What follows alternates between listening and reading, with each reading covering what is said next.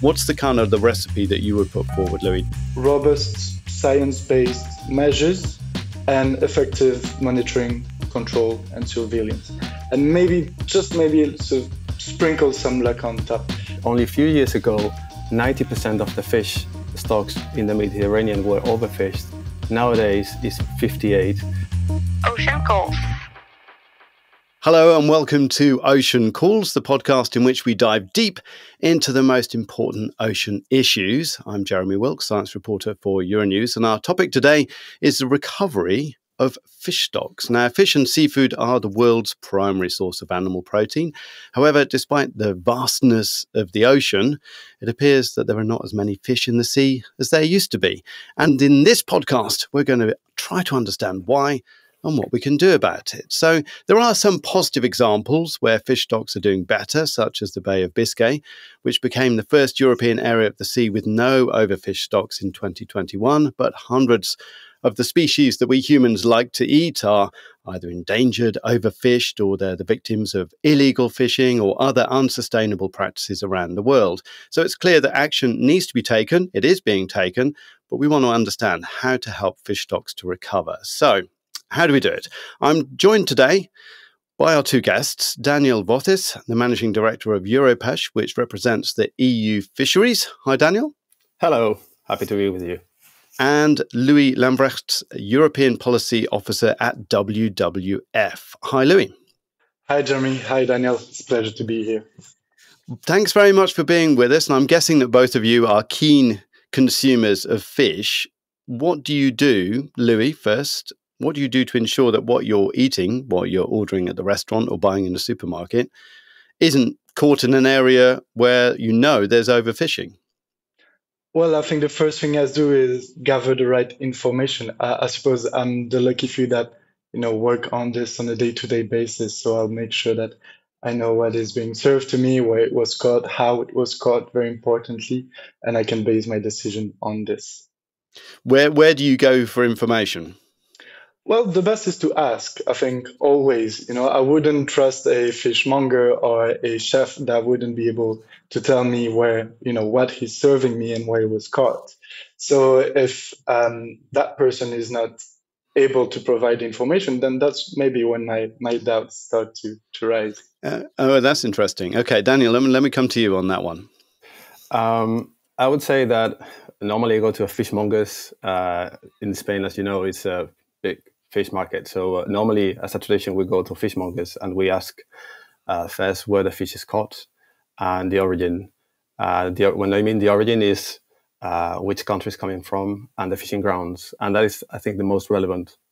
So if we know that the fish is coming from the European waters, we can be pretty sure that it's sustainable. If it's coming from elsewhere, then we can have a look at the label. And I think the label is one of the most relevant sources of information for the consumer. There's a lot of information in there. There is, although it's not necessarily always kind of presented in a way that everybody can understand. But are there particular species that you, Daniel, would avoid already when you're doing that, going to the local fishing market, which is a great pleasure to do when I'm in Spain. I love doing that too. But are there things where you say, I would never eat that? I love seafood, but there are certain species that are a little bit infamous nowadays, and I would say pangasius, for instance, from Southeast Asia, is that would be a species that I would avoid because of the method of production and many other issues that they have with sustainability. So I would avoid that. What about you, Louis? Well, it's true that some species have become a bit infamous. I think if I'm up in Belgium along the North Coast, and I will try to avoid cod, where the stock are in very poor status. If I'm looking further, there's a lot of discussion on tuna from the Indian Ocean, certain species, so I'll be careful there as well. That's interesting that you're named cod already, and I think we're probably going to be talking about cod and the recovery that we may or may not hope to have with cod. But I'll ask both of you, because I don't expect I'll get the same answer, but can you paint a picture of the situation today around Europe, Louis? Where are we in terms of the management? How sustainable is it? How well are we doing? Because I hear people telling me that we are doing better, that we're recovering. But what's the picture at the moment from the WWF point of view? Well, I think where we will agree with Daniel, and I want to be optimist on this, is that it is slowly, too slowly, I might argue, getting better. So like you said in the Bay of Biscay, for instance, we're getting at sustainable level for the first time. The Northeast Atlantic, generally speaking, has been doing better. But clearly, fish are still drastically overstocked in most sea basins, most notably the Mediterranean. And given the fact that we import up to 70% of the seafood we consume here in Europe, I think it's looking at how we manage our own fisheries, but also what is the situation globally and what we can do to improve it. And tell me a bit more about the Mediterranean situation. I think the recent numbers, again, show a positive trend, very slow, but generally speaking, most of stocks are about twice overfished, two times. Really? We're taking too much, we're taking 2 times more fish than we should be out of the Mediterranean now, you think? Pretty much, while noting that this is an average. So, some stock might be drastically overfished, some might be doing very well, and that would sort of equilibrate a little bit the average. But yes, that's pretty much it. Daniel? I slightly disagree with Louis. We're making progress. That is true. But I think we were really fast in the progress. Perhaps now we're reaching a point that making more progress is proving challenging. But if we look at the numbers, in the last 20 years, we have reduced our fishing effort. So how hard we fish? Twice. So we're fishing half as hard as we were used to fish. We have a 50% stock abundance in the last 15 years. That means more fish in the ocean, particularly the stocks that we are targeting. If we look at the number of overfished stocks, back in 2009, we only had 9 fish sustainably. Nowadays, it's more than 60. And we have to take into consideration that we are sharing our resources with many countries, particularly in the Mediterranean, that I may come back to it.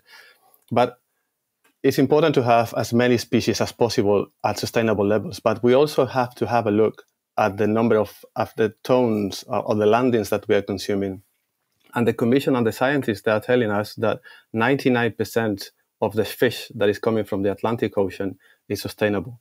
When it comes to the Mediterranean, it's true that more efforts are needed. But if we look at the numbers from an international organization regulating the sea basin, GFCM, only a few years ago, 90% of the fish stocks in the Mediterranean were overfished. Nowadays, it's 58. I'm not saying this is perfect situation. No, but obviously. I think we achieved this in a matter of years. And talk to me about what happened, concrete steps. Just talk me through what you are saying has been happening that's good, that's positive, that made that difference in the last decade or so. What literally happened, not on the ground, because we're talking about in the sea, but what happened in the sea? Daniel? Well, in order to achieve these figures, this positive progress, what happened is that scientists, first, the quotas normally back in the days in the 90s, the ministers, they wanted as much quota as possible. So it was an economic driver in the past. But nowadays, quotas are pretty much set by scientists or based on a scientific recommendation. And then policymakers, they take into account other socioeconomic factors. But the main driver is science. And I think nobody denies that. So if science said you should not fish more than this, then that is the reference point that everybody's taking. Now, when we're talking about overfishing, this is also a concept that has been evolving over the years. So overfishing 30 years ago is not the same as overfishing nowadays. So if you go a little bit further than what scientists are saying, because of some economic reason, or because you have to comply with other policies like the landing obligation, then you are exceeding somehow the level of sustainability, but you are not endangering the species as could be the case in the previous year. So coming back to your question, science nowadays we're following science, and if we follow science, that means that you can fish much less than we were fishing before. So quotas were reduced a lot, and what happens? A lot of fishing vessels went to the commissioning schemes. So 28% of our fleet has disappeared because of lower quotas in the European Union. Yeah, we literally reduced the number of vessels and the number of fishers. That's what happened. There was a huge reduction of capacity in the European Union. That's why I referred before to fishing effort, etc. So we saw a positive recovering of the fish stocks. But I already hear, Daniel, that you're saying that it's gone fast and that you're doing a great job. And then Louis is saying, no, it's too slow. Louis, why are you saying it's too slow? Well, I think maybe if I can just bounce back on some of what has been said. Daniel mentioned what overfishing is, what is actually that we're talking about. And we have to remind ourselves that the sustainable levels we sort of aim for are very much economic objectives. They are about optimizing our use of a resource. It doesn't, or it's starting to at least, fully take into consideration the impacts we might have on the ecosystems, etc. So it's a very narrow focus where we're looking to basically get as much fish as possible without putting too much effort to catch it. So I think that's very important. That's why when I talk about slow recovery is because we need to have that wider perspective. It's not just about that targeted stock that needs to recover. It's about, the entire ecosystem it is part of. And that's maybe where we are, going quite slowly. You think that the fishers that Daniel represents are thinking too much in economic terms all of the time. And Daniel, I mean, in some of your talking points for the next commission, you're talking about making fishing more of a strategic concept for Europe as well, which again makes it, sounds good in terms of the kinds of language that's discussed at the moment, but it also sounds like a way of sidestepping some of the environmental concerns as well, doesn't it? If I may, I think when it comes to analyzing the environmental impact of fishing, nobody denies the progress on fish stocks, but again, the environmental ambition is growing and growing. So nowadays, the Commission and all the stakeholders are telling us, listen, yes, we know that fish stocks are getting better, but you also have an impact on the wider environment, meaning mammals like dolphins, for instance, in the seabed, on birds, etc. We actually getting better in there. We're using a lot of solutions and devices to mitigate our impact. But the problem is that the ambition is so high and in such a short term that it's impossible for us to comply with these rules. Precisely in a time that the socioeconomic situation in Europe and in the world is at stake, is very, very bad for business. We are coping with inflation. We are coping with Brexit. We're coping with really nasty situations with neighboring countries. And while we're importing seafood from other countries very far away from our standards, and the European Union is incapable of introducing our sustainable standards for those fleets and for those products.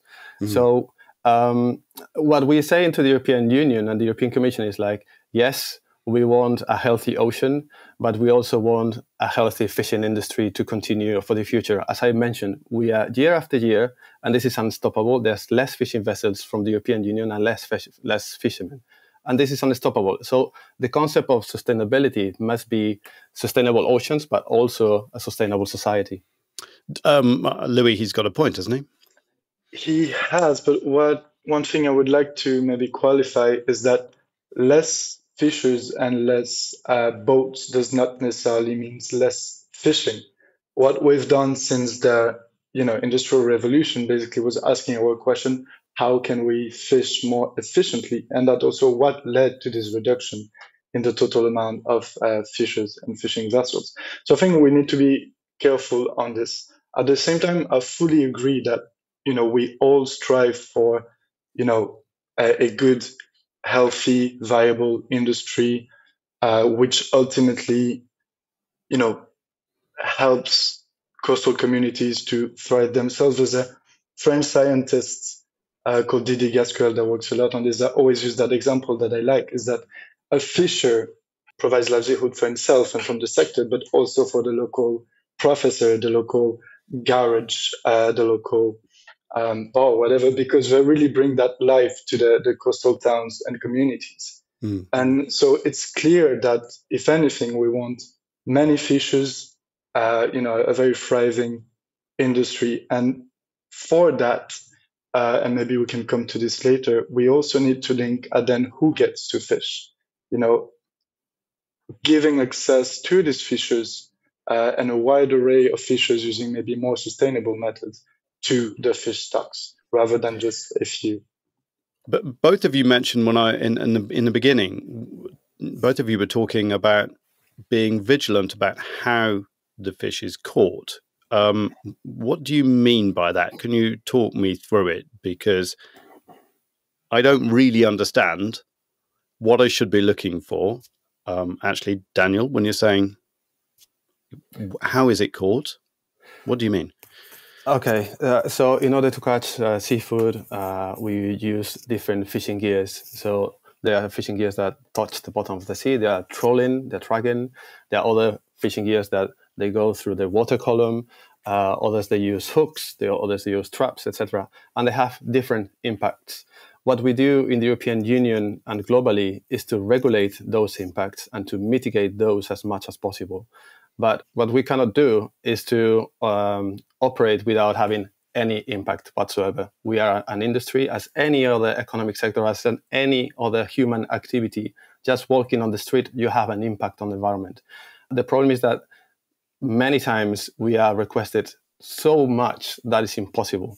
That's the idea behind this. And the way that we have evolved our fishing gears in the European Union has nothing to do with fishing elsewhere in the world. We cannot compare bottom trawling, for instance, that is going on in the European Union and in the UK with bottom trawling from a Chinese fishing vessel. It has absolutely nothing to do. And then with the reporting of the data to scientists, to the governments, etc., our industry is so transparent nowadays that there's so much access to the information that we produce and to the catch dates that is amazing, to be honest. But you're saying basically that the issue is European fishermen have got a lot of regulations. They're doing a good job. They're improving their situation around Europe. But as Louis said, 70% of what we're eating at the moment is coming from outside Europe. And that's depleting fish stocks outside Europe. Is there anything, Louis, that we can do about that Europe can do about that? Yes, absolutely. I mean, we have a huge market and diplomatic power. We are the biggest seafood market in the world. So, of course, that comes with, both a responsibility, but also a certain leverage to help improve the situation elsewhere. And I think that is our duty, right? Our duty to care in how the fish that we ultimately eat is being caught. So that can happen using trade measures. So we, for instance, in the EU have measures in place that try to make sure that everything we import is legally and sustainably caught. And this is, the implementation of these measures could be improved, but at least they're there. And that was definitely a very important step in us making sure that everything we import is sustainable. Yeah, go on, Daniel. Jeremy, yeah, if I may, concerning the global state of fish stocks, because I hear a lot that there's like a depletion globally. If we look at the data from FAO, from the United Nations, they tell us that 65% of the global fish stocks are actually at sustainable levels. And if we look at the landings, they tell us that 82.5% of the landings, they come from sustainable stocks. And when it comes to tuna stocks, 86% are in good health. The problem is that year after year, we see that more stocks are overfished, particularly in the southern hemisphere of the world. But we know that fisheries management works because it's working in the European Union and in other parts of the world. So what we need is to invest and to create this capacity building in all areas around the world to make sure that the fish that we consume is always sustainable. And then when it comes to the sustainability part, we are talking a lot about the environmental sustainability, but we also need to talk about social sustainability. And we have really worrying reports about slavery on board of fishing vessels in Southeast Asian countries. So when I was talking before about the origin of the fish, we also need to look at this. And yes, there are some certification schemes that actually informing the consumer that you should eat this or that. But I think this is also need to be tackled at the international level, and I think the European Union is playing a key role in here. Let's talk about recovery, because we want to talk about how do you get your fish stocks to recover. And you're saying that we have done we are in the process of doing a good job here in Europe. What's the recipe, Louis, for improving the situation? And I'm thinking that obviously there's lots of policy tools that you can bring in, market tools as well, but then there's other stuff you can't control, which is going to mess things up for you. I'm particularly thinking about climate change is going to suddenly invite itself to the party and really get in the way of some of your measures. But what's the kind of the recipe that you would put forward, Louis, to try and improve the situation and get to 100% rather than 65% or 82%? Well, I think if we're using the cooking terms, then I think the recipe is sort of equal parts political will, industry buy-in, robust science-based measures, and effective monitoring, control, and surveillance. And maybe sort of sprinkle some luck on top. And I'm saying this because if you look at examples in the past, for instance, one of the most famous stock recovery stories, the Atlantic bluefin tuna. And that's what really happened. So there were very stringent measures, but the industry bought into it. They were based on robust scientific advice, and additional monitoring measures were put in place to make sure that everyone was playing by the book. But also, it so happens that in these years, the environmental conditions were very prone to make the stock rebuild itself quite rapidly. So that's the luck you're talking about. Exactly. But it can also go the other way around, like you mentioned, climate change. I mentioned North Sea cod.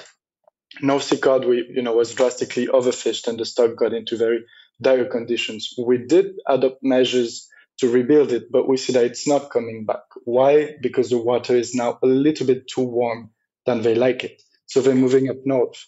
And so that's where, we should always be very careful that even if we put all the right ingredients, we're not always fully either aware or in control of the conditions around. And do you think we properly understand what we're doing when we're doing this, or is it every time a little bit of an experiment? I mean, you say this is loads of scientists involved, and I know scientists love experimenting, but they also love facts and data. But is there an element of like, well, hopefully this is going to work?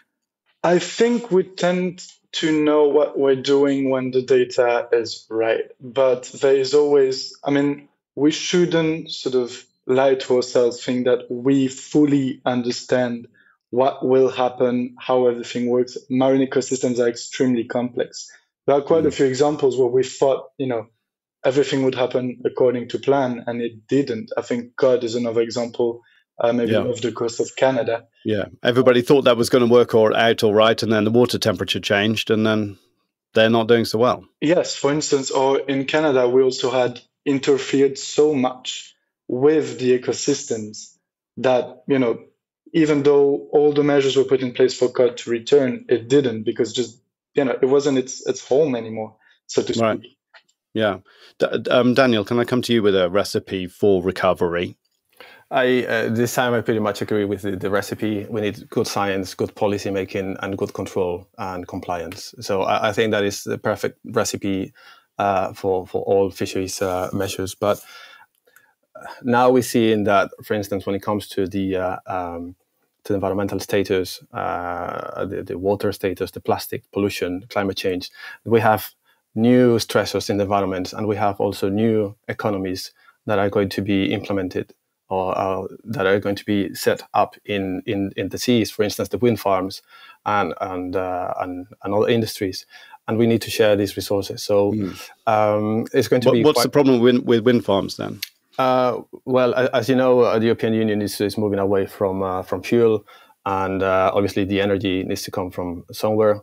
Many believe that wind farms are one of the best options. So there's some escalating plans inland and also at sea. And the problem is that many of these wind farms are going to be installed exactly where we fished, and we're talking about also small-scale fishermen. Are you talking about the North Sea there? No, it's everywhere in Europe nowadays. It used to be in the past the North Sea, but now we have plans for offshore wind farms everywhere.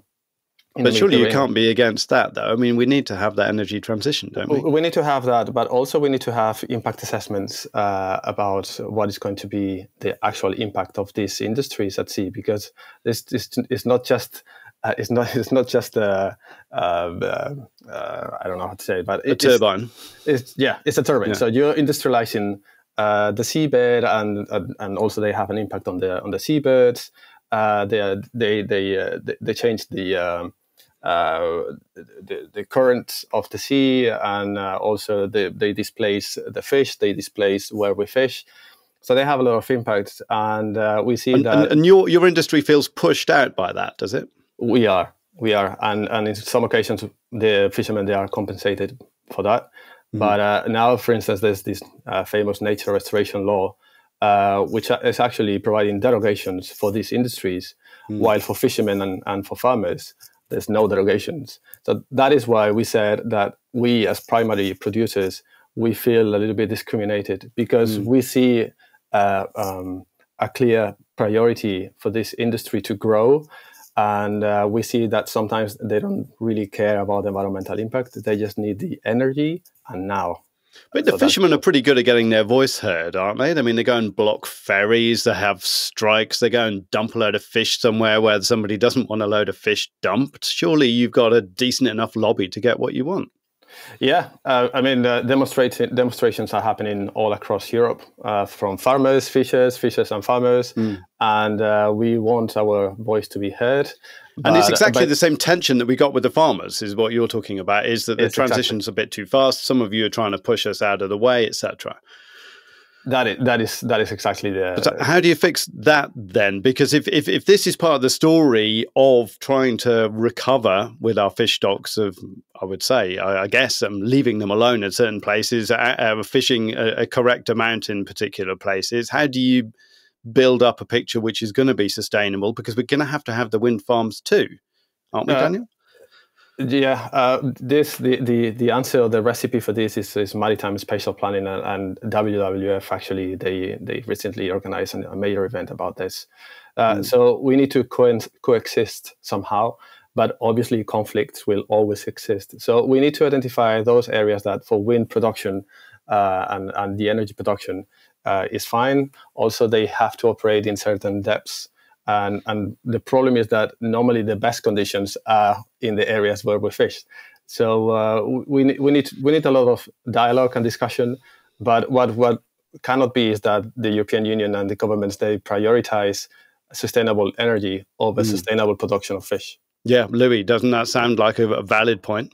Absolutely, and I was about to talk about the same thing. We have tools in the European Union, maritime spatial planning. It's not a very sexy term, but what it is, everyone's sitting around the table trying to decide how the sea space will be used.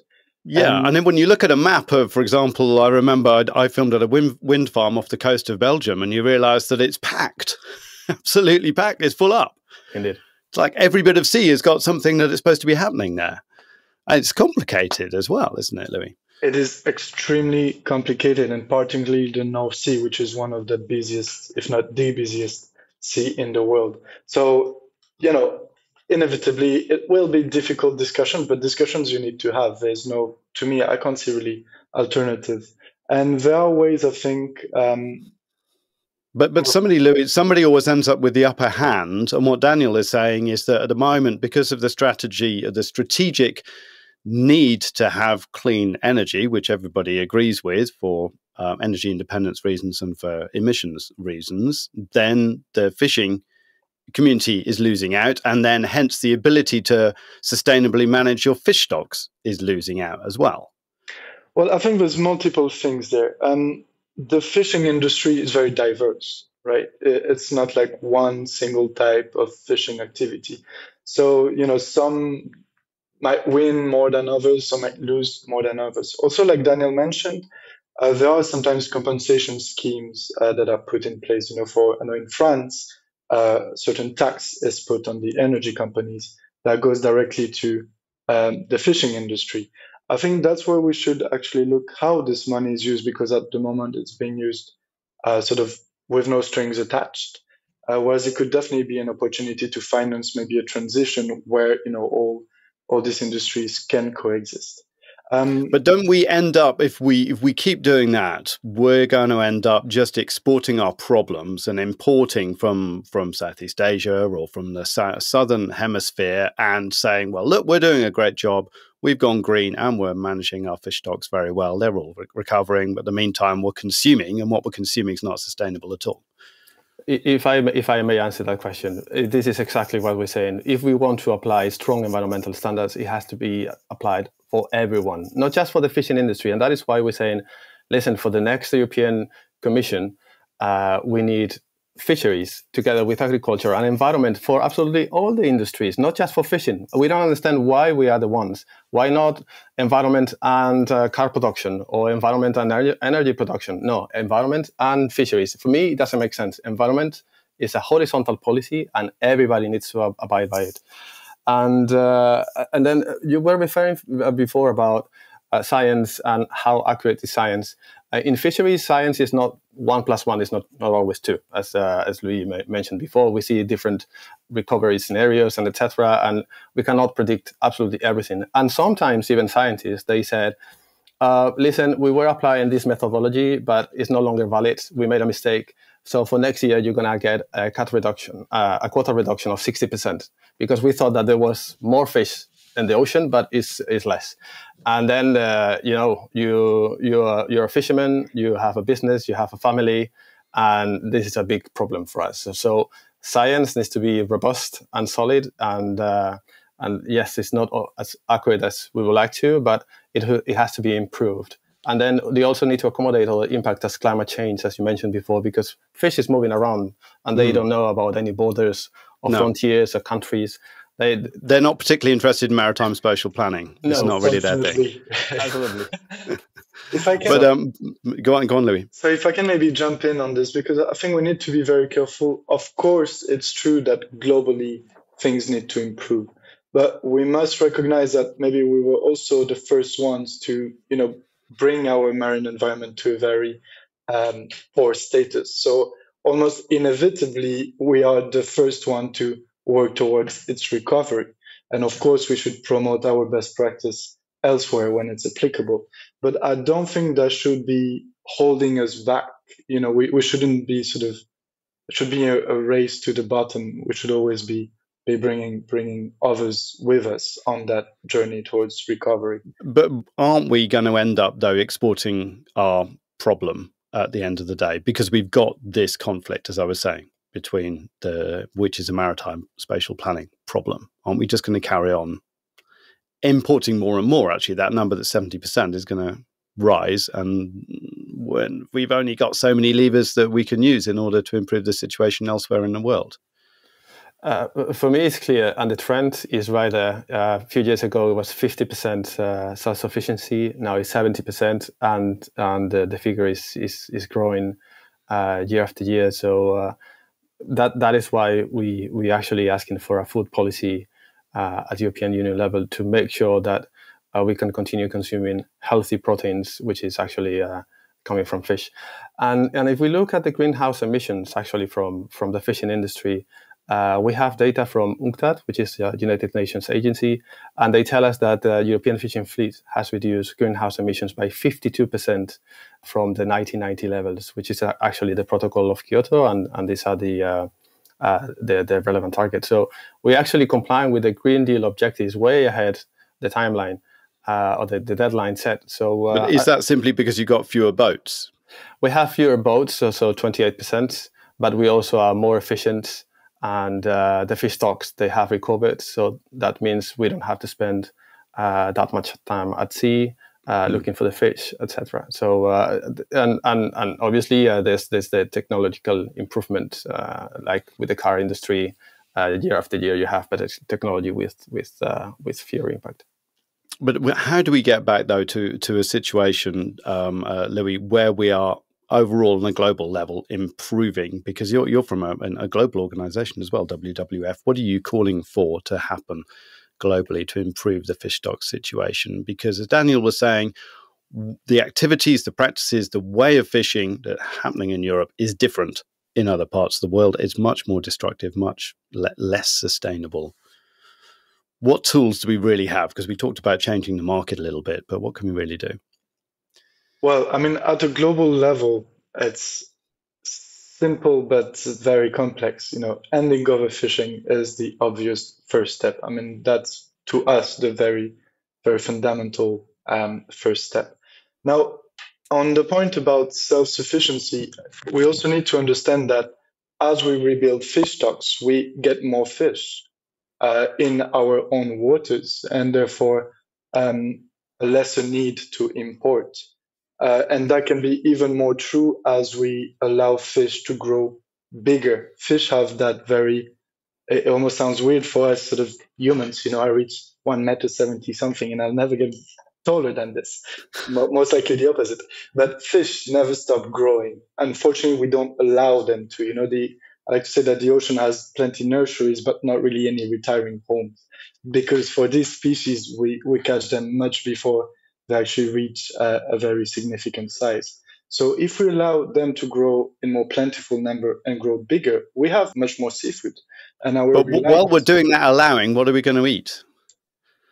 Well, the same we do today. Of course, it's always a transition, right? We're not going to change everything overnight. Fish stocks are very, very resilient. They can recover surprisingly quickly.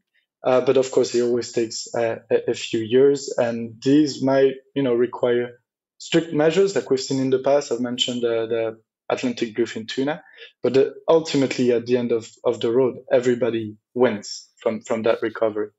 Daniel, go on. Yeah, Jeremy. In answer to your question, what market tools, for instance, the European Union can use?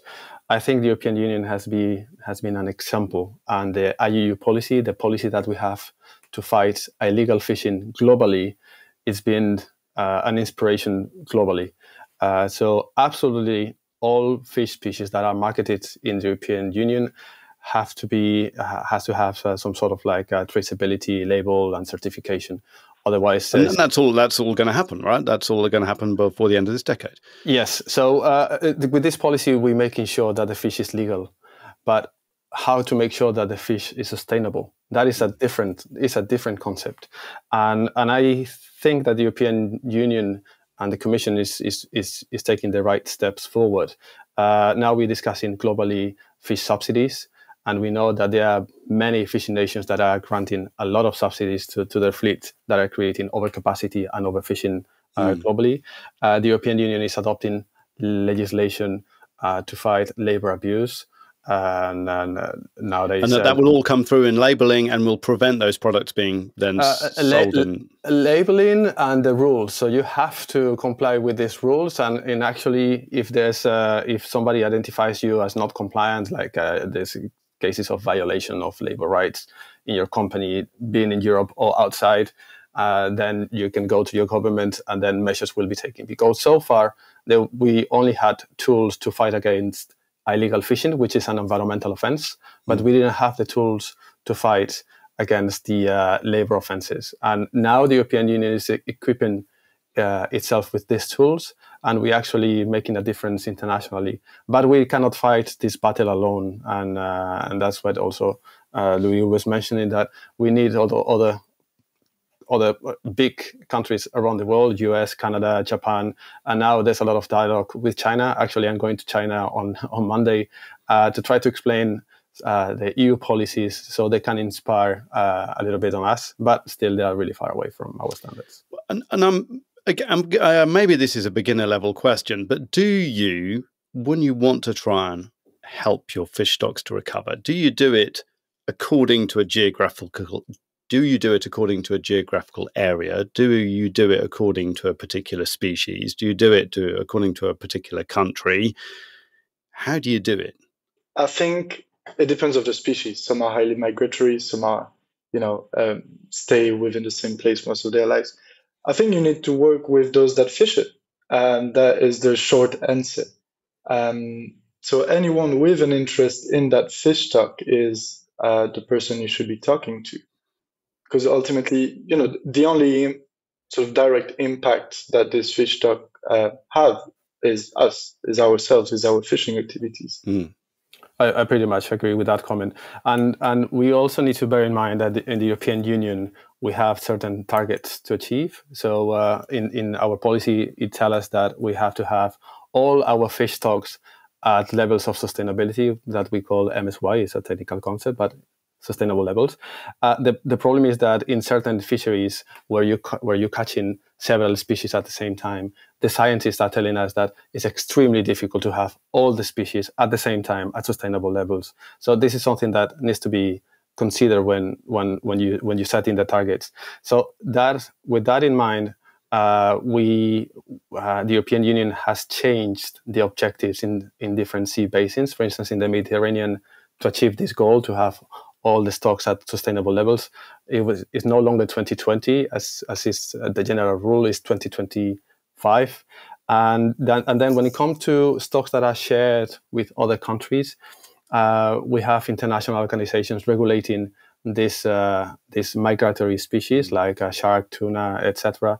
And obviously it's a challenge because there are many interests and many countries discussing how to better regulate a species. Sometimes even there's a strong push for sustainability from the EU. Like, for instance, it was mentioned by Louis at the beginning, in the Indian Ocean, we see that other counterparts, they are not agreeing with our levels of sustainability, but still they require a different approach, this species in international waters. Louis was hinting earlier also at this idea that the 70-odd% of that's imported into Europe at the moment could go down if we allow the fish stocks around European waters to recover. Daniel, do you agree with that as an argument? Could that actually happen?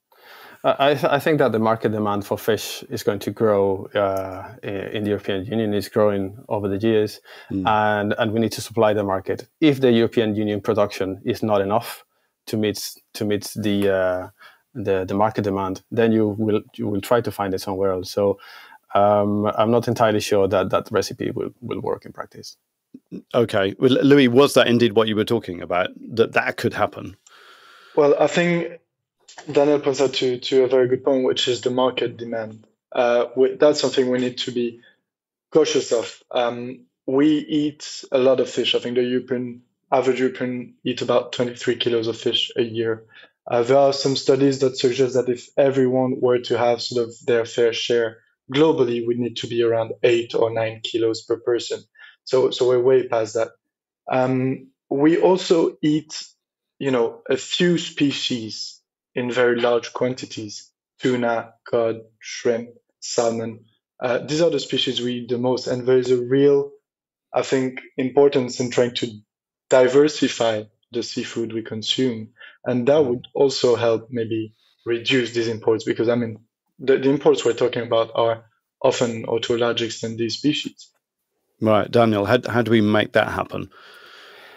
Well, the thing is even if you want to reduce the market demand, you have the problem that is a growing population globally, and that will not stop in the next few years. So more people, you need more food, and I think what we should try to do is to export our systems, our management systems, create capacity building somewhere else to try to regulate stocks the best as they can. But do you believe that the EU can kind of regulate itself out of this problem then, with the right kind of regulation? I think they are trying to do so with the policies that I mentioned before, the market policies against illegal fishing and unsustainable fish production somewhere else. But again, they cannot battle or fight this battle alone. And you've got a growing population, growing demand, and you've got climate change turning up and changing the situation for the fishes on the ground. Louis, can we get to the point where we have a properly sustainable management, actually, or are we always just going to be fighting these kinds of battles which are territorial, which are to do with feeding populations, that are to do with their kind of strategic importance or not of fishers, that are to do with the interests of fishing communities, etc., etc., etc. And of course, they all go and vote, and they vote for politicians who make these decisions. We're just going to be carrying on, aren't we, with this problem? Well, I think it's maybe simplistic to say, but it's not just that we can, but we must. And on the point on the growing population, I think that's very true. But the fish stocks, the amount of fish we have in the ocean, isn't growing. It has plateaued a few decades ago. So it's how we manage this sort of discrepancy where sort of the crux of the discussion should be. Of course, the population is growing, but the fish isn't. Right. And so the best thing we can do to at least meet that increasing demand is to make sure there is as much fish as possible in the ocean. And it's important also to remind ourselves that that target that we mentioned, the MSY, the sort of optimum catch target, when you reach that point, most stocks are already about a fifth of their size before we started fishing them. So we've already depleted the numbers and the sort of total biomass, the quantity of fish in the ocean quite significantly. So we could even, as we reach that target, as Daniel mentioned, the EU has set itself the target to meet this target by 2020. We're past that and we've not met it, but we'll get there. I'm confident we'll get there. We must. And from there, we need to keep, working on other ways to make sure that the stocks are as plentiful as possible.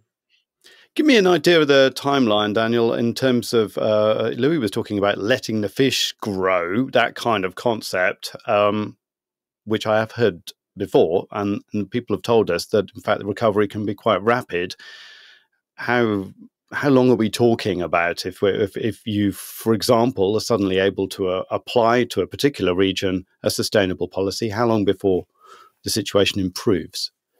Well, I started when we started the conversation. I mentioned that in the European Union and European waters, particularly in the Northeast Atlantic, we have 50% more abundance of the fish stocks than we had only 20 years ago. So I understand the point of Louis that the landings have been more or less stable over the last 20, 30 years, and that is true.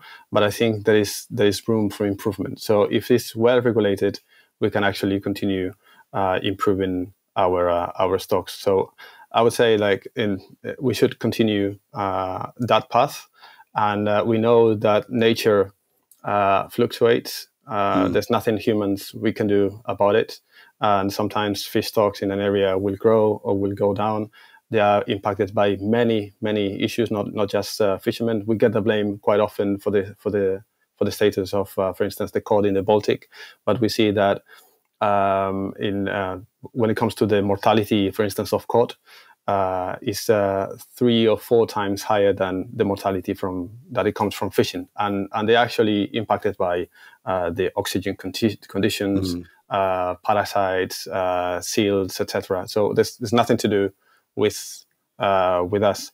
But recovery of a given stock in a particular area of the sea, for example, in the Atlantic, could just be in a couple of years you could improve the situation. But the thing is that many times I read the same concept, like put what they call a maritime marine protected area in a given place.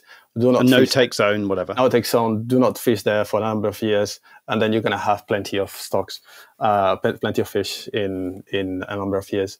The problem is that the local population will have to do something else for that number of years. So forget about your fishing industry, your landing sites, the ports, the transportation, all the ancillary equipment, all the industries that are surrounding fishing will disappear. And they will not come back. They will do something else.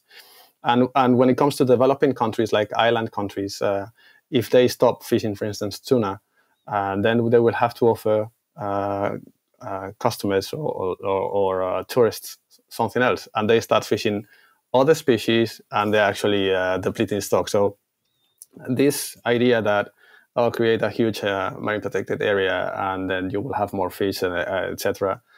We have many examples that it didn't work in practice. What worked in practice is fisheries management in dialogue with fishermen.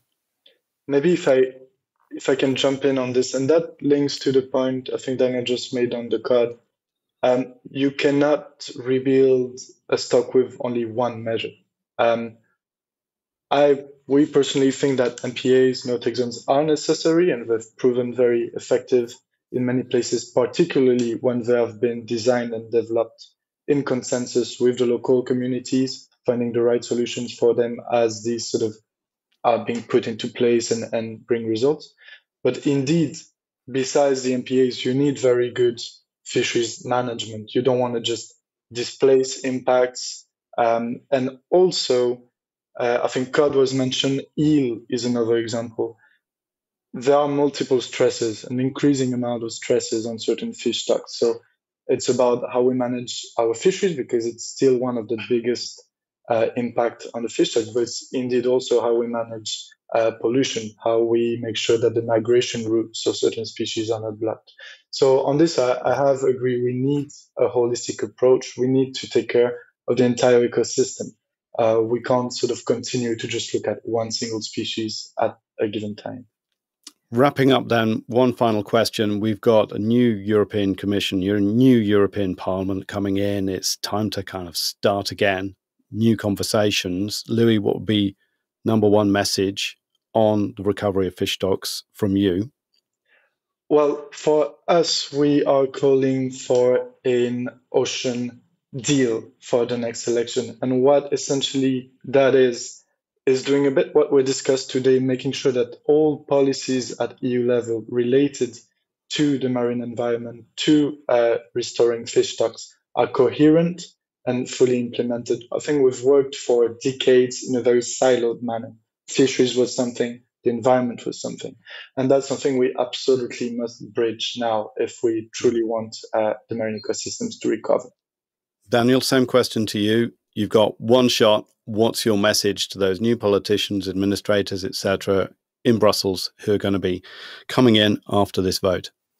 Well, for me, the main message is please bring back fishermen to where they belong as key seafood providers to our society with low impact, healthy protein, and providing a future for our coastal communities. We cannot continue having harsh policies that they do not take into consideration what they have to face. During the COVID times, they were fundamental to continue supplying food to our families.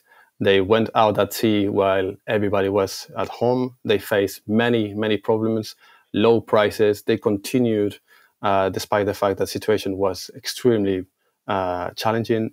So for the future, please position fishing where it belongs in our European Union. Thank you. Daniel Voces from Europêche and Louis Lambrechts from WWF. Thanks very much for joining us on Ocean Calls. Thank you. Thank you so much, Jeremy. Thanks very much for watching this episode of Ocean Calls on YouTube. One more thing, please head over to your usual podcast app in order to listen to this episode with extra interviews and content on this topic. Catch some surprising facts and hear extraordinary tales of the sea from musicians, actors, activists and even astronauts. This season, for example, you'll hear from sex education actor Chris Jenks and fresh fish-obsessed Dutch chef Bart van Olfen. I'll see you soon. Ocean Calls.